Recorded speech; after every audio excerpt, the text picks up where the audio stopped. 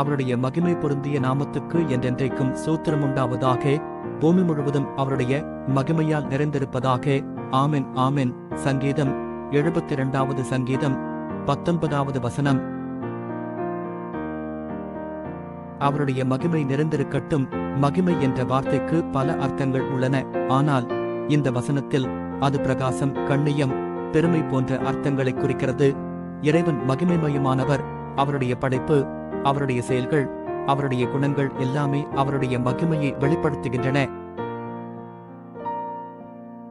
அன்பான தேவனே, உன்னுடைய மகிமை பொருந்திய நாமத்துக்கு என்றென்றைக்கும் சூத்திரமுண்டாவதாக. பூமி முழுவதும் உன்னுடைய மகிமையால் நிறைந்திருப்பதாக. நம்மை உன்னுடைய மகிமையை சூத்திரிக்க வழிநடத்து. உன்னுடைய மகிமையை பூமி முழுவதும் பரப்ப நம்மை உபயோகித்துக்கொள். இயேசு கிறிஸ்துவின் பெயரில் ஆமென்.